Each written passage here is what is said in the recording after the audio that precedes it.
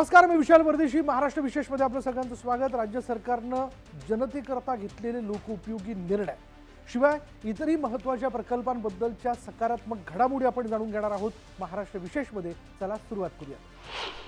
महात्मा ज्योतिबा फुले यांच्या द्विशताब्दी जयंती वर्षानिमित्त त्यांचं मूळ गाव खानवडी इथे ज्योती सावित्री जिल्हा परिषद शाळेचं उद्घाटन मुख्यमंत्री देवेंद्र फडणवीस यांच्या हस्ते करण्यात आलं. ही राज्यातील पहिली CBSE पॅटर्नची जिल्हा परिषद शाळा असून इथे 1ली ते 12वी पर्यंतचं शिक्षण विनामूल्य दिलं जाणार आहे. 12 एकर परिसरात पसरलेल्या या आधुनिक शाळेत अद्ययावत प्रयोगशाळा, परकीय भाषांचं शिक्षण आणि वसतिगृहाची सुविधा उपलब्ध आहे. ग्रामीण भागातील विद्यार्थ्यांना जागतिक दर्जाचं शिक्षण मिळावं हा या मागील मुख्य उद्देश आहे. आमच्या कौशल्य विकास विभागाने पहिल्या टप्प्यामध्ये महात्मा ज्योतिराव फुले यांच्या नावाने कौशल्य प्रशिक्षण केंद्रांचं उद्घाटन केलेलं आहे आणि पुढच्या काळामध्ये महाराष्ट्रामध्ये अशा प्रकारचे 1000 केंद्र हे आपण उभारणार आहोत आणि त्यातनं कौशल्य प्रशिक्षित अशा प्रकारचं मानव संसाधन हे उभं करण्याचं काम हे या ठिकाणी आपण करणार आहोत. राज्याच्या ऊर्जा सुरक्षेसाठी अत्यंत महत्त्वाच्या असलेल्या छत्तीसगडमधील गारे पाल्मा सेक्टर 2 कोळसा खाणीतून पहिल्या कोळसा रेल्वे रॅकचं कोराडी औष्णिक विद्युत केंद्रात आगमन झालं. मुख्यमंत्री देवेंद्र फडणवीस यांनी या रॅकला हिरवा झेंडा दाखवून त्याचं स्वागत केलं. या उच्च दर्जाच्या कोळशामुळे विजेचं उत्पादन खर्च कमी होऊन दरात सवलत मिळेल आणि पर्यावरणाचं संवर्धनही होईल असं मुख्यमंत्री यावेळी म्हणाले. मुख्यमंत्री देवेंद्र फडणवीस यांनी नागपूर शहरातील विविध विकास प्रकल्पांचा आढावा घेत सर्व कामं नियोजित वेळेत आणि गुणवत्तापूर्ण पद्धतीने पूर्ण करण्याचे निर्देश यंत्रणांना दिले. या बैठकीला केंद्रीय मंत्री नितीन गडकरी आणि पालकमंत्री चंद्रशेखर बावनकुळे उपस्थित होते. नागपूर महानगरपालिका, मिहान, म्हाडा आणि क्रीडा संकुलाच्या कामांचा आढावा घेताना मुख्यमंत्र्यांनी शाळा महाविद्यालय परिसरातील अवैध टपऱ्या आणि अतिक्रमण तातडीने हटवण्याच्या सूचना दिल्या. उपमुख्यमंत्री एकनाथ शिंदे यांच्या हस्ते दरे तालुका महाबळेश्वर इथे गाळमुक्त धरण गाळयुक्त शिवार योजनेचा शुभारंभ करण्यात आला. जिल्हाधिकारी कार्यालय आणि नाम फाउंडेशन यांच्या संयुक्त विद्यमाने कोयना धरणातील गाळ काढण्याचा हा महत्त्वपूर्ण उपक्रम हाती घेण्यात आला. यावेळी बोलताना उपमुख्यमंत्री म्हणाले की उन्हाळ्यात धरणाची पाणी पातळी कमी झाल्यावर गाळ काढल्यानं धरणाची पाणी साठवण क्षमता वाढते.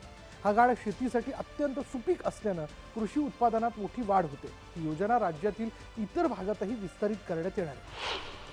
मुख्यमंत्री देवेंद्र फडणवीस यांच्या अध्यक्षतेखाली मंत्रालय इथे जलव्यवस्थापन कृती पंधरवडा 2026 अंतर्गत एका विशेष बैठकीचं आयोजन करण्यात आलं होतं.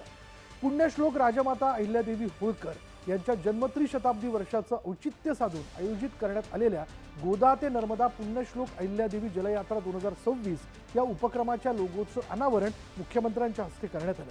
या बैठकीला उपमुख्यमंत्री सुनेत्रा पवार, मंत्री गिरीश महाजन, मंत्री राधाकृष्ण विखे पाटील आणि वरिष्ठ अधिकारी उपस्थित होते.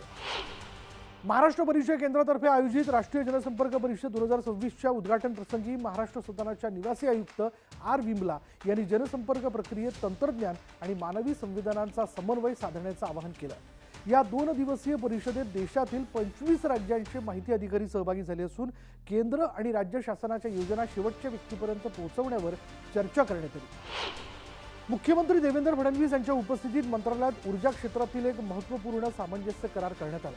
जलसंपदा विभाग आणि नोवेरियन एनर्जी प्रायव्हेट लिमिटेड यांच्यात रायगड जिल्ह्यातील रानवाडी इथे 1200 मेगावॅट क्षमतेचा उदक्षण जलविद्युत प्रकल्प उभारण्यासाठी हा करार झाला आणि या प्रकल्पामुळे सुमारे 5760 कोटी रुपयांची गुंतवणूक होणार असून 1500 रोजगार निर्माण होतील.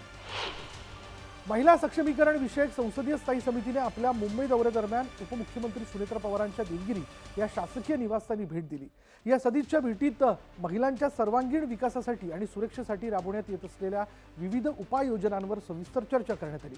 या बैठकीत प्रामुख्याने पॉश म्हणजे अर्थातच लैंगिक छळ प्रतिबंधक कायद्याची अधिक प्रभावी अंमलबजावणी आणि महिला सक्षमीकरणासाठी CSR निधीचा वापर करण्यावर भर देण्यात आला. राज्यातील वाढत्या तापमानापासून नागरिकांचं संरक्षण करण्यासाठी राज्य शासनाने 3 व्यापक मानक कार्यपद्धती जारी केल्या. आपत्ती व्यवस्थापन मंत्री गिरीश महाजन यांनी सांगितले की या उपाययोजनांचा सर्वाधिक फायदा 15 उच्च उष्णता जोखमीच्या जिल्ह्यांमधील बाहेरील कामगार, खाण कामगार आणि कमी उत्पन्न गटातील नागरिकांना होणार आहे.